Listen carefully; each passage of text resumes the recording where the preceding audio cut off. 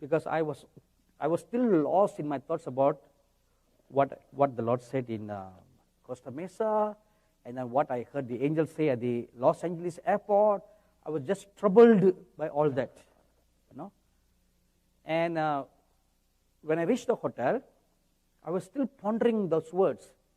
What does it mean? I will devastate. He didn't use the word destroy. I clearly remember the word. God used the word devastate, not destroy. Destroy means make a complete end. Devastate means cause damage. To wake you up to think. To wake you up, devastation is a forerunner to destruction. Before destruction comes, it shakes you up. Come on, wake up. It's a shaking, devastation. So I tried to remember, and I Googled this morning, Houston flooding. And a whole bunch of articles came up. Then I saw, oh my God, this happened recently, right? In the month of May, when there was a great flooding in the city. And not only that, before this great flooding, the first major great flooding in Houston took place in 1935. That was the first time there was a massive, great flooding in Houston, and it devastated. And the news media uses the same word, devastation. So it seems that there is a history of flooding in Houston, and it is an instrument used by God. If you remember that we read in Revelation chapter 14, verse 7, that the judgments of God comes upon the waters and the fountains and the rivers. You know, God removes the boundaries and the waters overflow. They overflow. Even the seas. The Bible says God puts a command, so much you can come. He puts the boundaries. But when God removes the boundaries, then they come rushing into the towns, rushing into the cities, rushing everywhere. Your rivers overflow. About 15 years ago, I was in St. Louis. That was my first visit to St. Louis. And I went up, after I finished ministering, as I came and sat in the pew, I saw this angel walk towards me. He said, "You are not done yet. I want you to give you a word for this nation." So I went up to the pulpit, and this angel told me, "Tell these people that unless rivers of intercession flows in this nation, like the Mississippi, great destruction will come upon the nation." And this angel I saw was the chief prince angel of the United States of America. And I've seen this angel many times in the past, ever since, you know. He stands so huge right near where the Statue of Liberty is, with a long drawn sword, and he stands guard looking over the whole of North America. He is your chief prince. For protection or for destruction. The two things can happen. The same chief prince Michael that protects Israel is also the same angel that destroys Israel. God uses his agents, his angels, for a blessing or for judgment.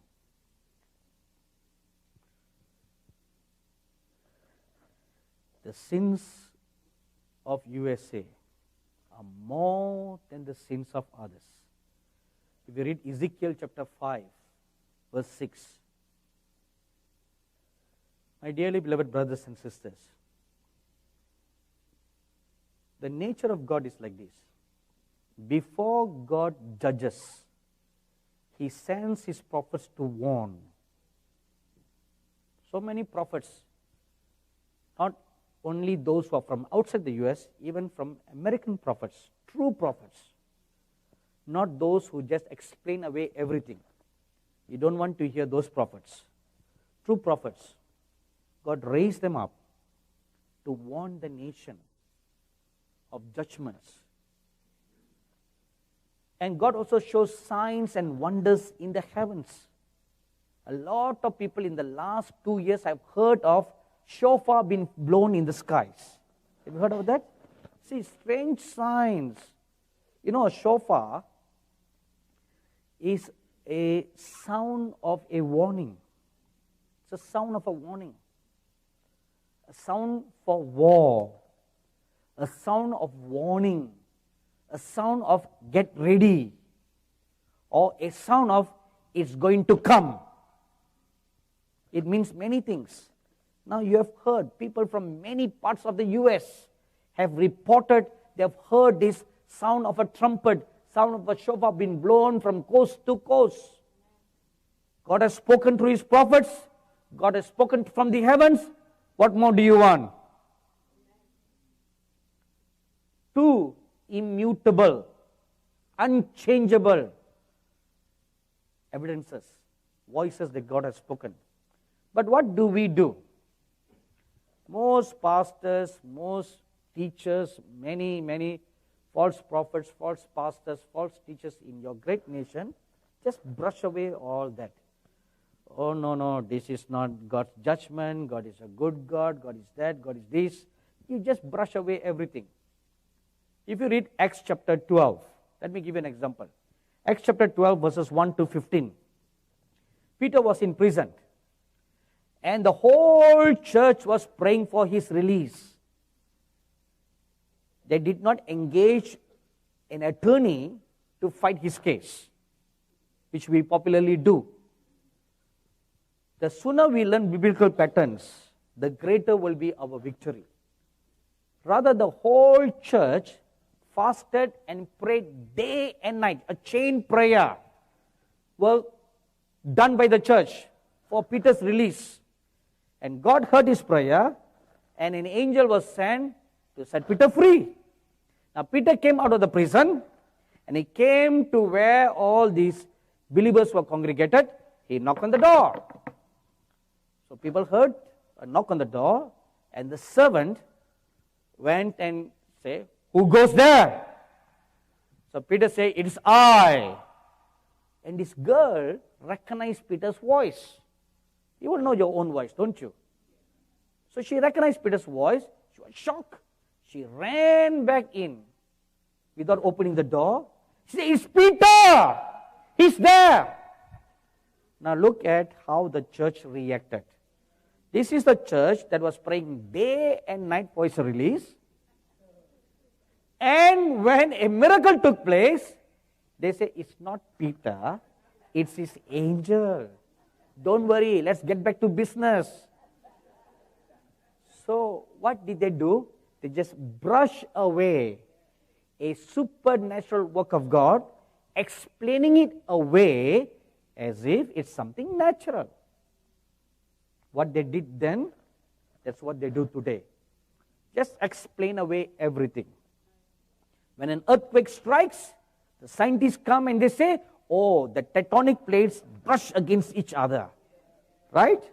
My question is, what causes the tectonic plates to brush? There must be a reason, right? Oh, then they say, "Oh, the pressure is building up." Okay, good. What causes the pressure to build up? Right? What causes two plates that are so peaceful with each other for such a long time suddenly becomes enemies? Suddenly, it is a Mike Tyson and an enemy fighting. Holyfield and Mike Tyson. And one bites the ear of the other. Nobody forgets that till today, you know. Right? So what causes the plates to brush against each other? There must be some reasons, right? You know, I have seen And I have another wonderful prophet of God in India who has seen the angels stamping their foot down on the ground, and that causes the shaking of the plates. Nothing happens just by itself. It must be triggered, right? So before God sends judgment, He warns us.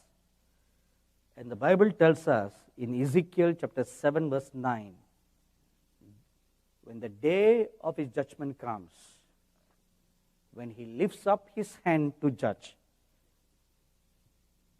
He will not spare, neither will His eyes show pity. When it is marked for judgment, it's marked for destruction, He will not spare any longer. And what I fear for you very much now is what just happened yesterday, the Supreme Court judgment. It has thrown open the nation for God to look at her and judge her. You know, I remember hearing from a very, very respectable prophet of God from the US who received a word from God like this. Among the many words that he has received, many things have come to pass. And one word was, the day you see the gays and the lesbians coming out of the closet, that is the day, the last days. Means they are no more hidden. They no more keep their shameful, sinful life a secret. They come out of the closet and they're making an open claim to that. Unashamed. Openly saying, this is what? So what? It's good. Right? From small, I had a womanly kind of instincts. So right now, I've decided to change my gender from a male to a female. That made news. Right? You know who I'm talking about. That made news and waves. Now, look, a celebrity like that, when they come out and make a statement like that, you know, those are the devil's prophets. They are the devil's apostles and the devil's prophets. When they come and make a statement like that, it's like preaching a word, it's okay. Hey, it's okay. An alternate lifestyle is okay. That's the message they are preaching. The gospel they are preaching. And what will happen to all the millions of hits that he or she received? Overnight, he had 1 million tweets, followers. Right? Now, what will all the followers adopt? That lifestyle. You know, yesterday I had a lunch with a believer in California, and he works for the government agency that treats people who have this kind of dubious lifestyles and are homeless people and all that. And he's doing a master's degree in psychology, and he told me yesterday that in the state of California, a large number of Christians are adopting dogs, buying dogs, whereas a large number of the gay people are adopting babies. 40,000 so far. 40,000 gay couples have adopted 40,000 babies. Now I want you to imagine like this. 40,000 little babies are brought up by gay couples. What values will those little babies learn? Gay values, right? So, you know what is happening in your great nation now? They are preparing the next generation. You are going to become a nation of gays, where the church will become a small minority, lesser than a remnant. That's what you're going to become. And you're not doing anything about it. You are just hearing and you're walking away. You know, when that Charleston shooting took place, I sat down and I watched the news and I was feeling remorseful, I said, this young boy, 21 years old, just went into this church and he's proud about that. He said, I planned this for a long time to make a statement. And not only make a statement, but start up a race war all over the U.S. I was looking at that, and then I called to remembrance that either last year or the year before last, when I was speaking at the conference in Lancaster, the word of the Lord came unto me, there will be communal riots between the blacks and the whites, and how the blacks will be killed, and that will cause racial riots. So I called to remembrance. At that moment, the Lord Jesus walked into my room, came and sat beside me, and he too was watching the news. And then he turned around and asked me a question. 2 years ago, I revealed to you that this will happen. What did you do about that? I was shocked. I looked at the Lord, I dropped on my knees, and I fell at his feet. And that day I realized one thing, not only a revelation should be revealed, but you should pray that it does not come to pass. I was guilty. I repented before God. I said, I'm so sorry, Lord. I repented.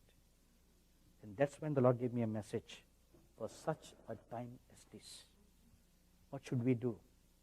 Which I preached at the conference in the Chinese church. For such a time as this. Then the Lord began using Esther's example. He elaborated to me. A warning was given to Esther. What did she do? She did not walk away. She did something about it. She fasted, she prayed. As a result, the destruction was averted.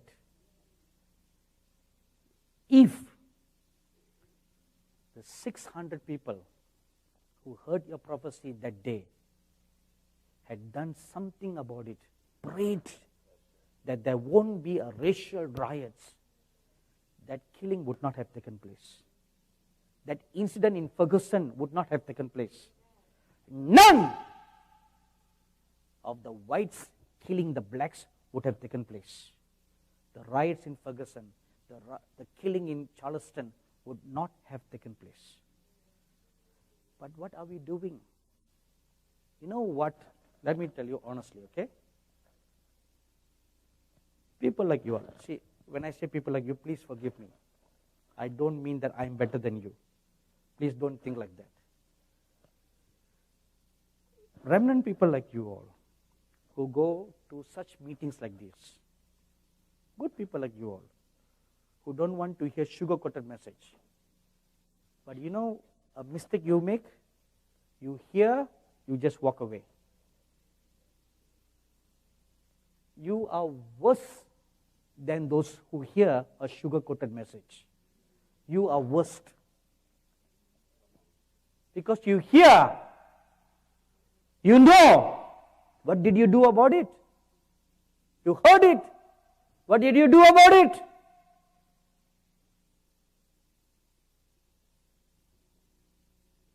You stand a greater damnation than those who have not heard.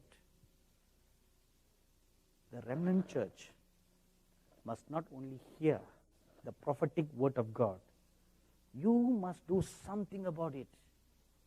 You must bend your knees and pray. Bind that such a thing must not come to pass. If you do that, then no destruction will come to the shores of your nation. We all stand guilty before God. You know, we have a television network called Angel TV. And the prophecies that I deliver, we make into little fillers and we telecast it 24/7.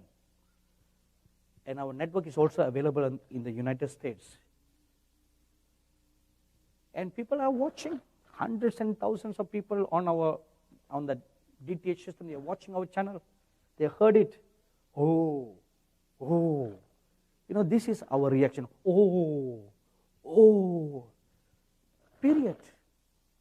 That's all our reaction is. Oh. Period. We walk away. We buy the CDs. We buy the DVDs. We take down notes. Period. What do you do about that? For such a time as this. Mordecai told Esther, if you will not do anything about this, you and your household shall be destroyed. If destruction comes, you also suffer. Right? When the flooding came, you also suffer. When a typhoon comes, it booms through, wrecks apart through a nation, you suffer loss. Right? The earthquake strikes, you suffer loss. So don't think you'll be spared. Don't think you'll be spared. You must bend your knees. This is what God is now expecting the remnant church to do. Come on, bend your knees. Lift up your hands and cry out. Lord, spare our nation. Spare our nation. Spare our nation. God expects you to cry. Not just hear and walk away. There in Michigan, God showed me George Washington. He said he's still praying for America. He's still praying. Even in heaven, they still pray. You can ask the saints to pray, but they have a job to pray. The reason why? Because we are not praying. Because we are not praying, God has a backup plan. Because He wants to save the people. Ezekiel 22 verse 30 and 31. I looked for a man to stand in the gap, and I found none. So my own arm brought the judgment. So if there was someone who stood in the gap, the arm of God would not have brought judgment, but it would have brought salvation. What have you done? What have you done for such a time as this? What have you done? When all this talk about same-sex marriage was going on in the nation, what did you do? If you had done something, the Supreme Court would not have passed the law. If you had prayed, Obama would not be in office. And if Obama was not in office, the liberals would not have become judges. 2008, before the elections, I was in Louisiana. And after Louisiana, actually this is my third visit to Houston. I was flying from Baton Rouge to Houston for a meeting for a church. And because of bad weather, the plane circled around Austin for about half an hour to 45 minutes before it came to Houston. And as the plane was circling, I was praying, fasting and praying for the election. This was in 2008. And as I was fasting and praying, I was taken up to heaven. And I sat before Abraham and Moses. And I saw that Father Abraham had a file in his hand, a thick file. And on the file, there was written the word USA. And he looked at me and he said, Obama will be elected to office. I said, how can that be, Father? How can that be? I said, what about the Republican Party people? They are pro-Christians. I interceded. And he told me, no, it has been decided. It has been decreed by the watchers. Obama will come to office because that's what the people want. I was shocked. This was several days before the elections. And nobody, among all the Christians, nobody expected Obama to win. And I made this public in the meeting. The Christians never believed what I said. They came against me. It doesn't matter whether you come against me or you don't come against me. It doesn't matter to me. Because he's not my president, Right? He's not mine. I stood before God, I heard from God, and I'm here to tell you what He told me. From the time that I received the word, there were still a few days for the Christians to bend their knees, fast and pray, take hold of God.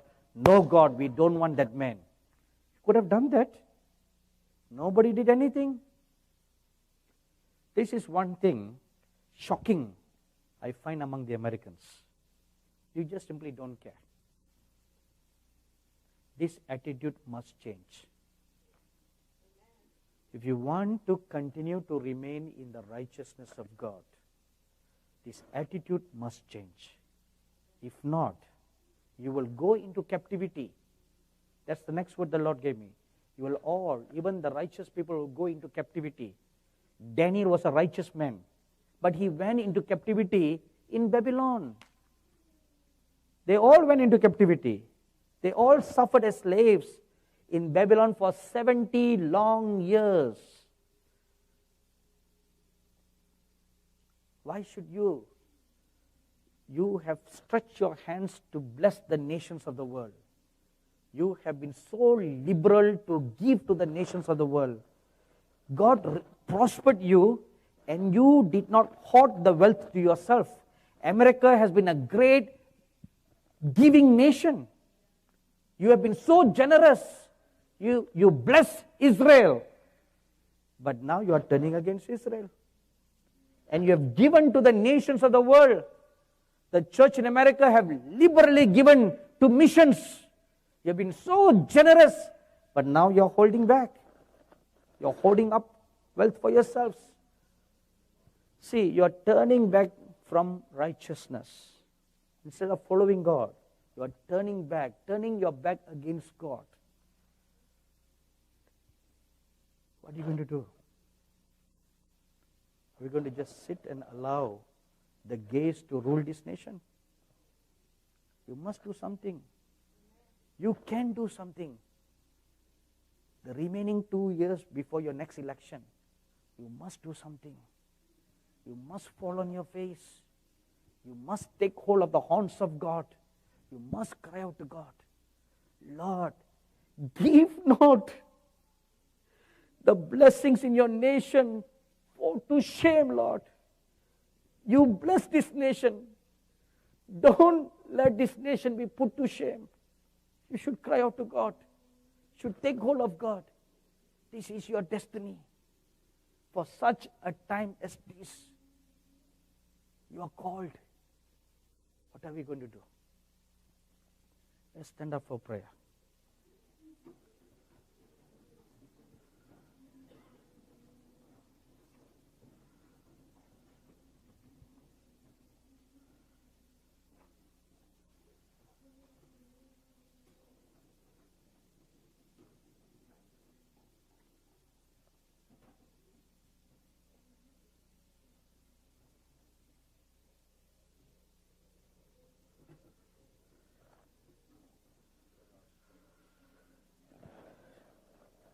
The prophet Jeremiah said, oh, let my head be fountains, be waters, and my eyes a fountain of tears. Let the tears flow, that I may weep and pray for the perishing daughters of Jerusalem. Will you weep and pray for your nation? Will you weep and pray? Will you take hold of God? Will you cry unto God that this great nation, founded on righteousness, founded on truth, founded on the goodness of God, will be spared? Will you cry? Lord, spare our nation, Lord. Spare your heritage. Come on, cry out to God. You beat upon your breast. You let your tears roll. You cry out to God now. You cry out to God now. Your cries, your tears, your intercessions avails much.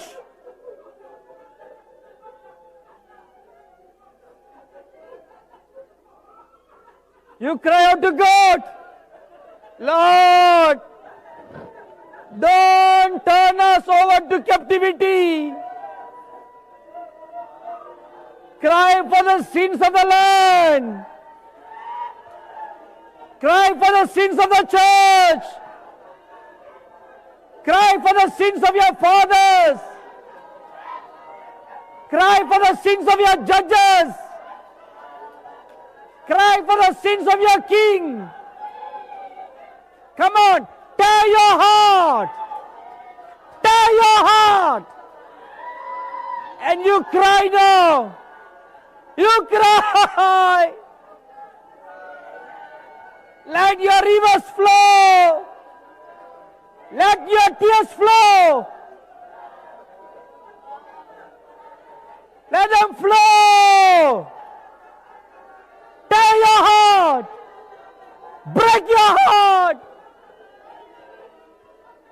Spare not. Hold back not your tears.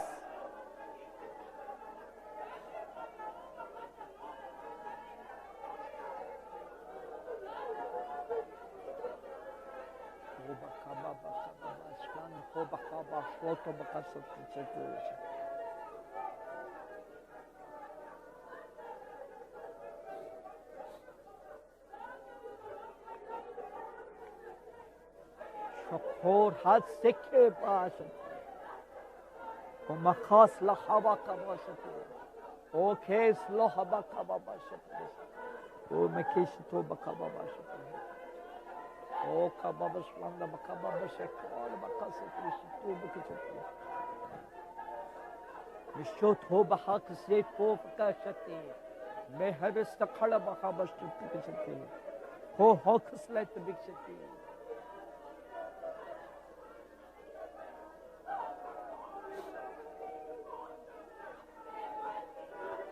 Cry out.